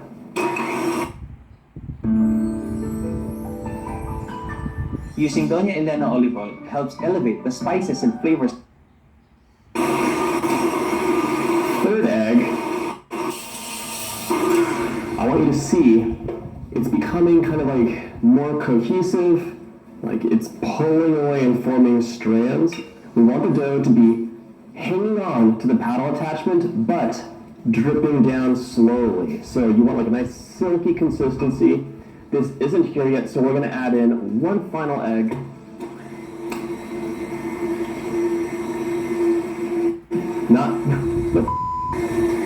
Add in one final egg, like a bit at a time. And let's just see where this is at. Almost there, I'm gonna add the rest of that egg in. That's a total of 4 eggs. Okay, take a look at this. Clinging, silky, falling away slowly. That's exactly what we want. Now we can transfer this to a piping bag. And I have to tell you, the color is just amazing. And would I eat this raw? Yes, I've done that and I think it's delicious. I'm transferring my dough to a piping bag fitted with a large star tip. That's an 869. Normally I would use a round tip, but a star tip should give you a little bit more control when it's baking and have a nice puffy and prettier eclair, but both work, and I don't mind the more rustic look of a round tip. If you don't have a piping tip, just snip the tip off your pastry bag and it'll be fine. I have a little dollop of dough here. I'm just gonna, please stay there. I have a little dollop of dough here, and I'm just going to add a smear onto the corners of my baking sheet. It'll hold it in place while I pipe and do my egg wash. I don't want things moving around. I'm going to try and pipe these out nice and pretty, but if things fall apart, the egg wash fixes everything, so don't freak out. Don't worry about it. Make sure to space them out a few inches apart because they do get puffy in the oven. Something very satisfying about piping these out. We're going to fix those tips at the end, don't worry. You can also use a pair of scissors to cut the end off. That works too, and it's not cheating. Setting aside, we have another batch left. These need an egg wash before they go into the oven. It'll make them nice and brown, a little gloss. Tablespoon of milk, 1 egg. Give it a quick mix. Here's a little tip. If things didn't go as wonderfully as you'd like during the piping and they're a little bit misshapen, you can use your egg wash to kind of sculpt things together. It'll fix a lot of the issues. You don't want any little points coming off of these because they're definitely going to burn. These bake at a high temperature. So just use the egg wash to push down a little bit, and then you can gently brush the rest of the way. This one's a little fat, so I'm going to push it together over here. Think of it as baking Photoshop. The ridges are really going to disappear for the most part, but they help control the spread during baking, so that's why they're there. That looks good. One more batch to go. These are going to go into the oven at 425 for 15 minutes, then reduce the temperature to 375 and bake for an additional 20-25 minutes or so until they're nice and golden brown. And don't be afraid to turn these around halfway through so that they get a nice even color. First off, the custard. It has to chill, so you gotta make it first. You could even make it the day before. You're gonna add in 2 cups of whole milk, and you have an option. I'm gonna go the old-fashioned way and use an actual vanilla bean. It's like, what are you? Like, dirty old string that's very expensive? No, vanilla beans. If you don't wanna buy these because they are pricey, get vanilla bean paste. It has all the beans in it, a lot of vanilla flavor. Vanilla extract tastes almost exactly the same, so you could also just use the extract. The only thing you're going to miss are the little seeds. All right, we're going to split this in half. Just cut down the middle. And now, use your knife and scrape out all those seeds. Throw the pod in as well. We're going to bring this just to a boil and then take it off the heat. We want nice hot vanilla milk for this custard. All right, and then while that's happening, while my milk is heating up, let's get to the egg yolks. So I need 6 egg yolks for this. I'm going to separate the whites out, And if you're careful about it, the whites can be used for meringue. Just pop them in the freezer for later. That one just came to a boil. It's off the heat now. Let that milk infuse with all the vanilla. 1, 2, 3, 4, 5, and okay, 6 egg yolks. Add 2/3 of a cup of sugar right into that bowl. Whisk until it's light and fluffy. Well, whisk until it's lighter in color. It doesn't have to be super fluffy. This is where my exercise for the day will come. See, that's lighter in color, thickened up. Wonderful. 1/4 cup of cornstarch. So I'm just going to sift as I whisk to avoid lumps. Nice and incorporated. I have my hot milk mixture. I'm going to get 1/4 cup of it and use it to temper the egg yolk. So basically we're whisking in a small amount to warm the mixture up so that when we dump the rest in, slowly and carefully, you don't get scrambled eggs. Just carefully, I'm going to drizzle this in while I'm whisking vigorously but carefully. Now I have my hot mixture. What I'm going to do is just clean this out really quickly, and then we're going to strain it back in, set it over heat, and it's going to be almost done.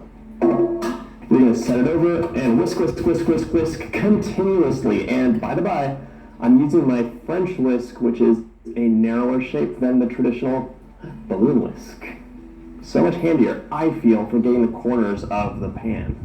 It just started thickening up, the bubbles are going away, and we're just going to stir really vigorously, and we're done. Okay, so off the heat, I want you to take a look. That is what you're looking for. It smells so good, so thick and lovely, so hot. Needs to go into the fridge, but of course, a custard will form a skin really quickly, just like a pudding. So you want to cover it with plastic, let it chill for a few hours, overnight, just get it cold. So for the Eclairs chocolate glaze, I am going to chop up maybe about 5-ish ounces of a really nice dark chocolate. So I'm basically making a ganache. If you have a favorite way of making a ganache, you can let me know in the comments. I'm all ears.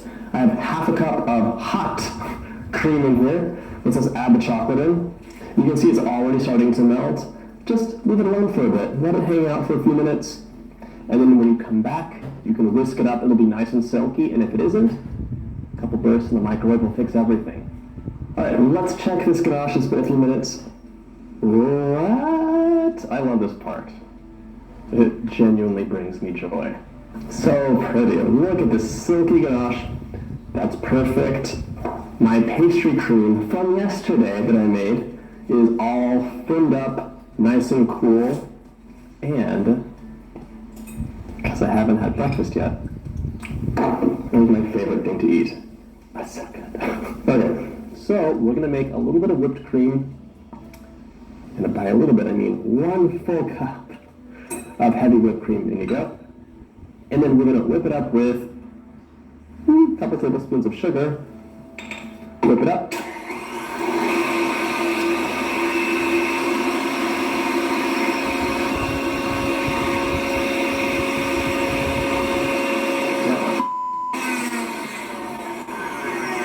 Staying thick, I'm going to add in a splash of vanilla.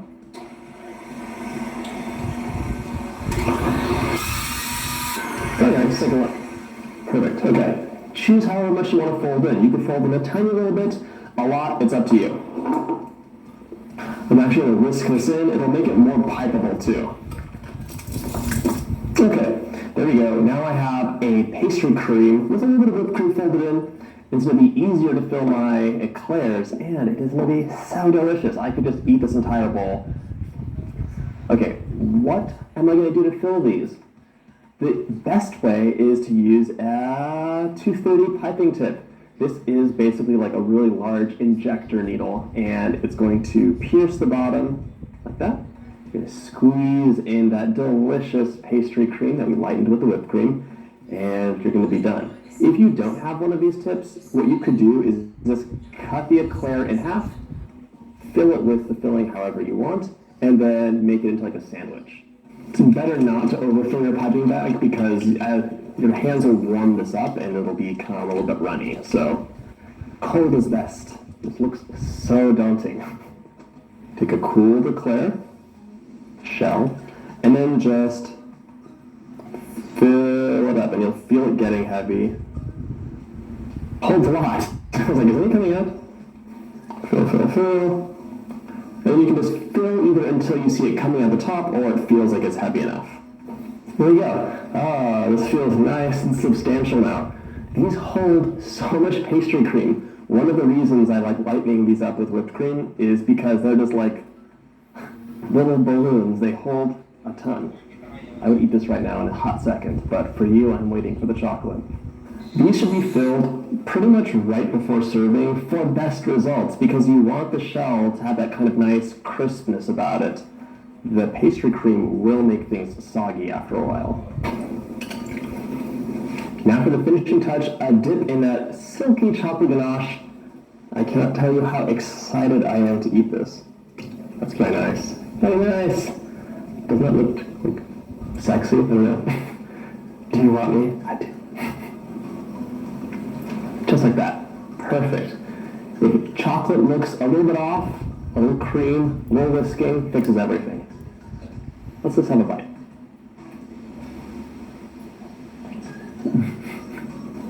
Do you see all this pastry cream on the inside?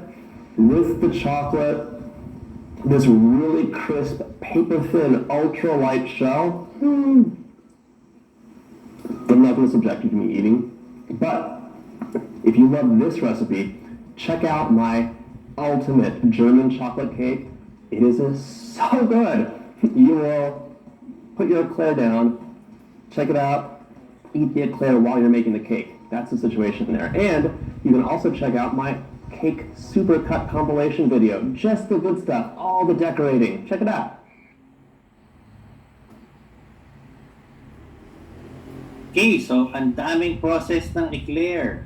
Okay, that's one of the that's one of the products that you can make from choux pastry. Okay. Now we do. Okay. Let's do one na marami. Okay, this is meant, diba, we started from cakes. Okay, and then you have you can have multi-layered cakes. You can use multi-layer sponge, so multiple layers. Okay, you can also do the same thing with choux pastry. Okay, with choux pastry, there's a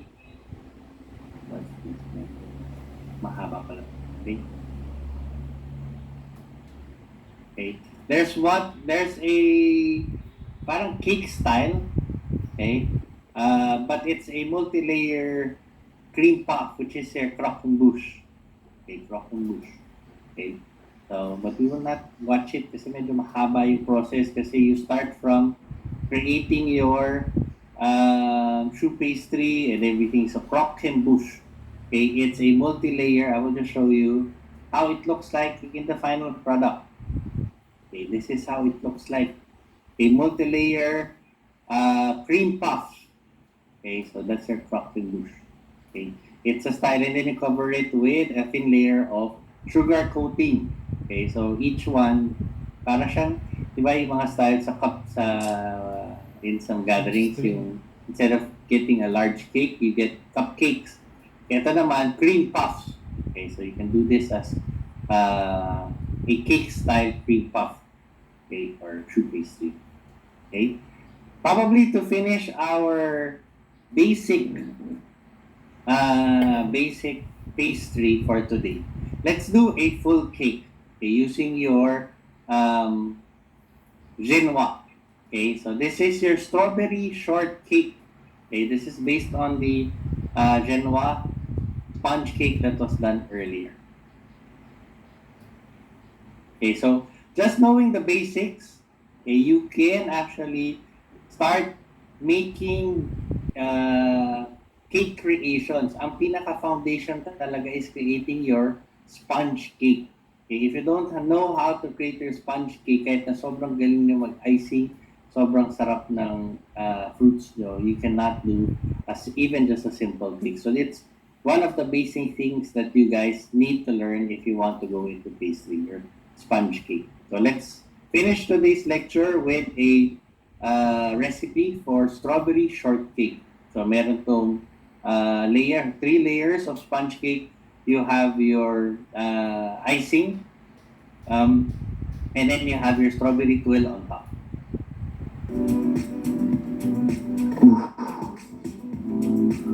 Look at that. Hi, I'm Hambit, and I'm a pastry chef from Korea.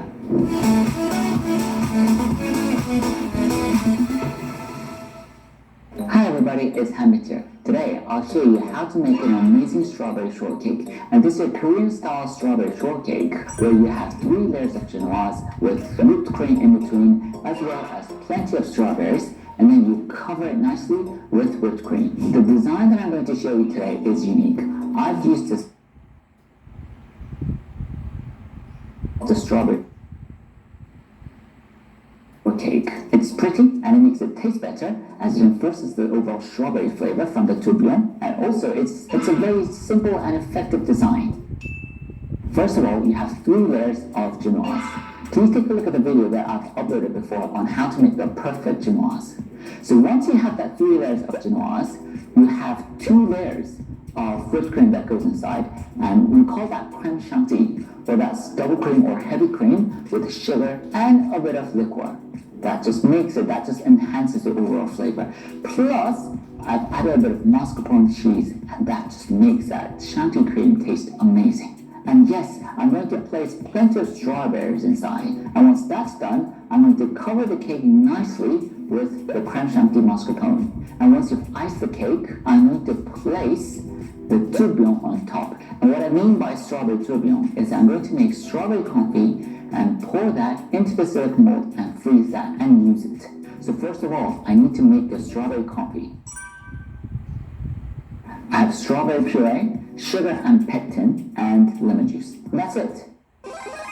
I'll be using pectin today, and always remember that whenever you're using pectin, it always goes in with the sugar, because pectin has a tendency to become lumpy. So I'm going to mix the sugar and pectin. So my strawberry puree is around 40 degrees now. I'm going to add in my sugar and pectin.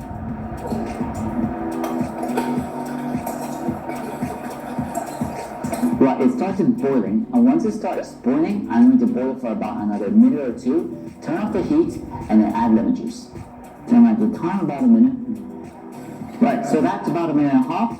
I'm going to turn it off, add the lemon juice, mix it well, and then pour it into my tourbillon.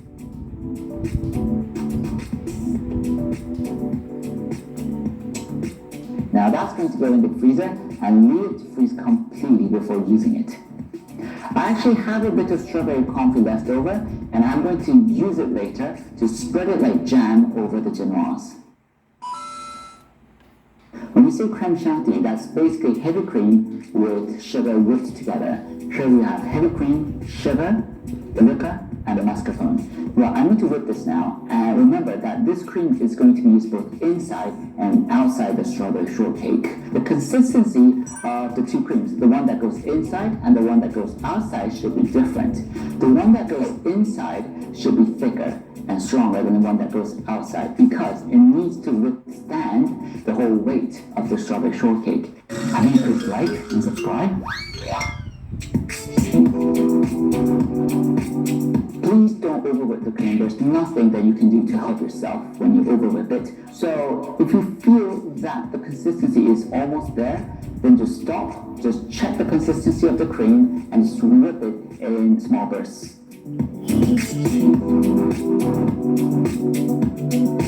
Right, I'm going to check the consistency of my cream. Mix it well. It's still very soft. Well, I'm going to split it in half and whip them separately. I'm going to use this cream for the inside, which we call the insert cream, because you're inserting the cream inside. And I'm going to use this cream as the outside, which is the icing cream, because that's used for icing the cake. And as I explained earlier, the cream that goes inside the insert cream should be thicker and stronger. Let's check. That isn't thick enough. See? That it just collapses. I need that to be stronger.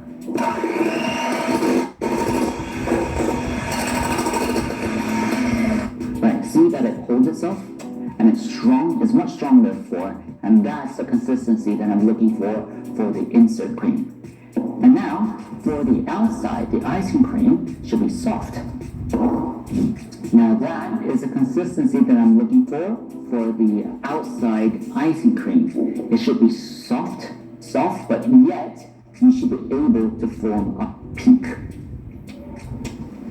Now I'm going to use the genoise that I've made before. There are a couple of things we need to do. First, we need to apply the syrup. And secondly, remember that we've saved a bit of the strawberry confit that we made earlier. We're going to use that and spread it like jam over the top of the genoise. The syrup here is made out of 1 part sugar and 2 part water. Just put them both in a saucepan, and once it comes to a boil, just turn it off, and that's it. Once it cools down, add a bit of liquor, and it'll make it taste even better. Well, do you have to apply the sugar syrup to the genoise? In this case, yes, because the whole point of a Korean-style strawberry shortcake is that it's very soft and moist. I'm going to use all this syrup across the 3 layers of genoise. It's better to tap on top of the genoise rather than scraping it, because that will create crumbs.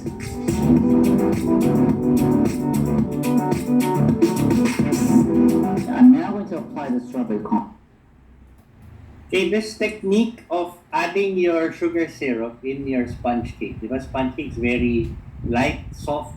Okay, so you're adding your moisture. You can also, aside from moisture, you can also add flavor. Okay, try eating your Black Forest. Diba? It has that rum taste dun sa sponge cake. Okay, that rum taste, okay, or that alcoholic taste of your Black Forest is added using this technique. Okay, so you add your sugar syrup with a little of your liquor, and then you just brush it. Okay, hindi mo siya binabrush, and you pound it, you tap it on top to add in more flavor. Since your sponge cake is made to absorb, so parang na siyang sponge, it will start to absorb it. Okay.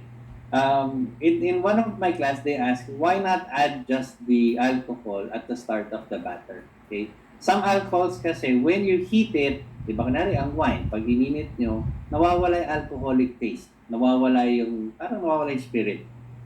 Okay? So if you put your alcohol at the start and put it in the batter and you bake it, there's a tendency kasi that you cannot control the intensity of the flavor. Sometimes ma-feel nyo, sometimes it's just the taste. So it's inconsistent. Okay? So why not add your flavor na lang after? Once you have your sponge cake, your basic sponge cake, you tap your flavor by combining your sugar syrup and your alcoholic flavor, and then you tap it in your sponge. Your sponge will automatically absorb it, making your sponge cake also as moist as possible. Okay, so this technique of tapping and adding moisture is the same process of how they add and incorporate alcoholic flavor into your sponge cake. Okay, but not all sponge cakes are made the same. So some alcohols you can put it as part of the batter. Okay, but majority of the sponge cakes will use this technique. Okay, it's very soft and moist. I'm going to use all this syrup across the 3 layers of genoise. It's better to tap on top of the genoise rather than scraping it, because that will create crumbs.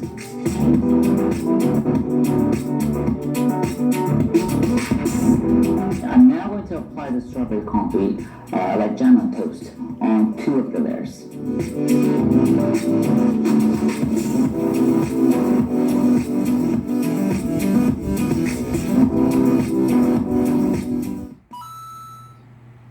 Now, the assembling part. Here's the instant grid that I've whipped before. I've left it in the fridge for about half an hour, and it's loosened up a bit. So I'm going to take my whisk and whip it slightly. That's about it. There's no need for a hand mixer. I'm going to mix it well, and that Looks perfect. I'm going to use that. I'm going to place one of the layers now. You have to place the genoise at the very center. And if you don't, it'll make your life difficult. By the way, the cream that I have right here, I'm going to use this over 2 layers. Because we have 3 layers of genoise, you have 2 layers of cream that goes in. I'll give you a tip here. Because I'll be using half of this on the first layer and the rest of the half on the second layer, I'm going to spread this evenly. Spread it thin, and that way, if I draw a line in between, that means that will tell you how much I should use. And that's the best way of splitting the cream into half.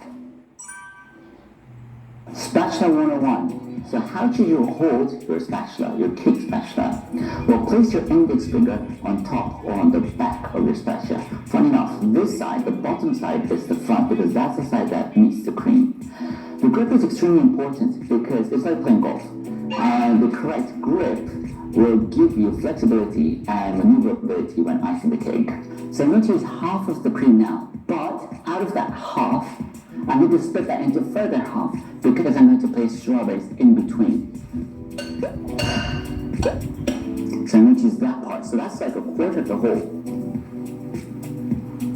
I'm going to spread this thin as if you are spreading jam on toast.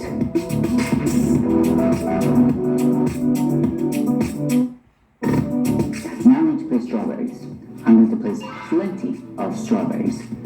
I've cut the strawberries to about 7 to 8 millimeter thickness. They should be somewhere around half a centimeter to a centimeter thickness.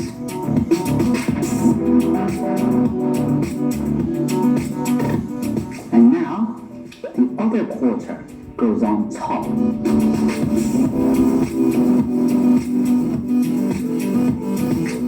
So that's one layer done. Don't worry about the missing cream here, because I'm going to fill them in later.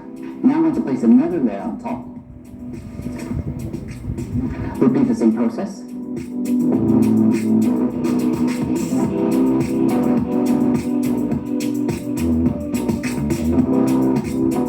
Perfect. Final layer on top.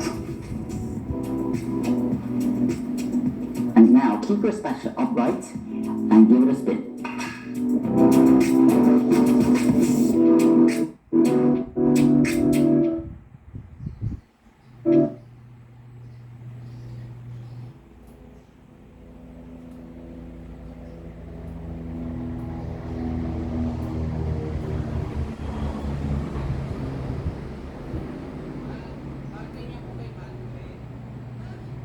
That is soft and requires a bit of practice, but I'll try and explain as much as possible. The way icing works, look at the top, the sides, then the top. So first of all, the top. I'm going to add about half of the cream that I have and spread it like I did before, like toast on jam.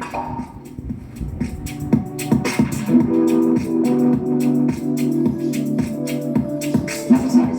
If you are right-handed, you should continuously work at 9 o'clock. And by 9 o'clock, I mean if this is a clock that starts at 12, that's 3 o'clock, 6 o'clock, and that's 9 o'clock. And your spatula should always be at 9 o'clock. And that's for right-handed people. If you're left-handed, that means your spatula should be at 3 o'clock. I'm going to take a bit of the cream, and that should be enough, and place it on the sides. So it's literally sticking it to the side of the cake, like that, and repeat that all the way along.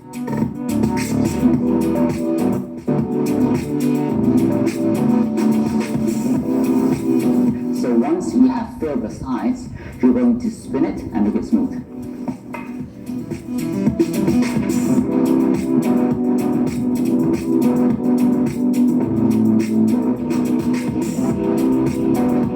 What you have to remember when icing the cake with heavy cream is that you shouldn't fiddle with it. If you are a perfectionist and you start smoothing the sides or the top again and again, then the condition of the heavy cream will deteriorate rapidly.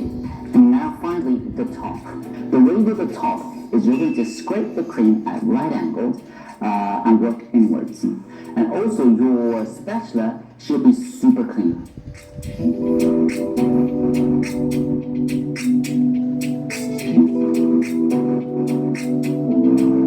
You perfect right angle that you should aim for. You have to be very gentle and very smooth.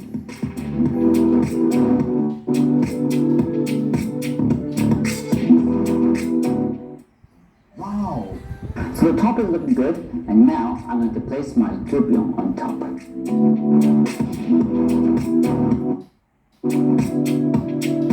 Place the tourbillon right at the center of the cake.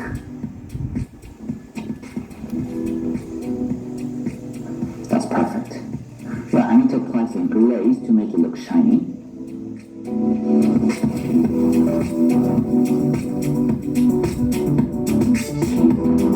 And now I want to place a few strawberries on top.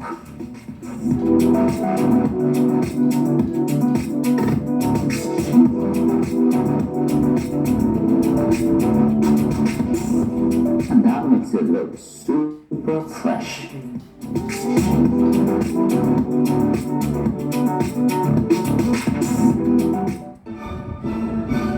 Now the most fun part of making a cake is cake cutting and trying it. Look at the layers and look at the strawberries. And finally, I'm going to try my strawberry shortcake. It looks amazing. Ooh. Look at that.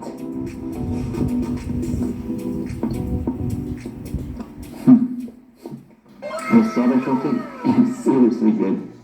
So that's all done. I hope this video on how to make the perfect strawberry shortcake was useful. It's extremely airy and light. It tastes absolutely amazing.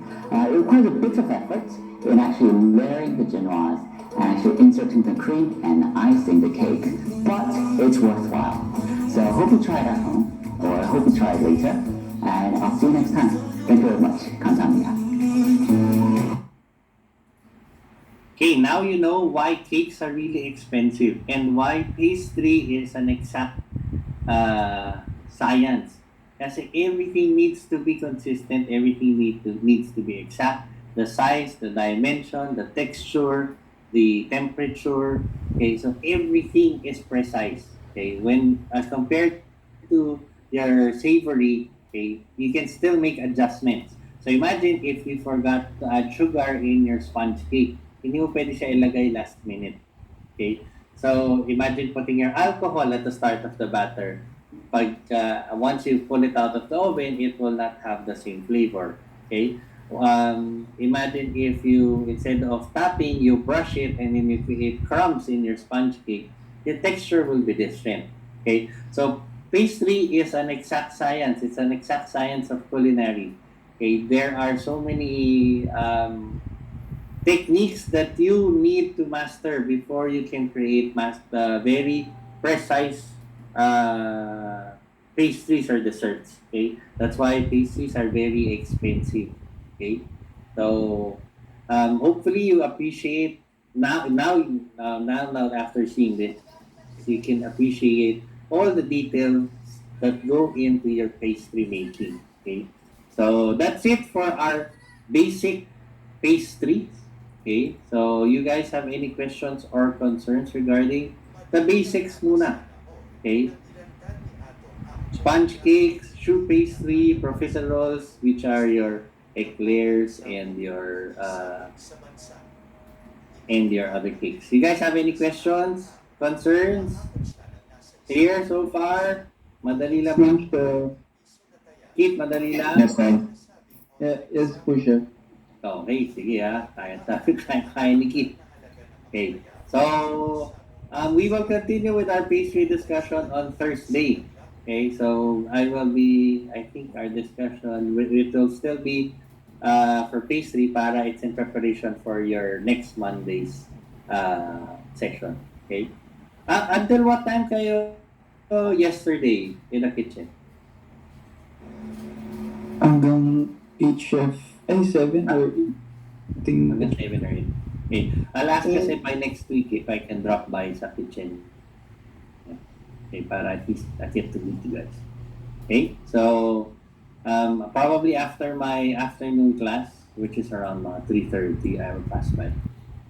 Okay, so that's it. I'll see you guys again on Thursday. for a continuation of our pastry discussion, and then hopefully I see you guys on Monday. Okay, so that's it from my end. Thank you guys. I'll see you on Thursday. Thanks everyone. Thank you, Chef. Thank you. Thank you, Chef. Thank you.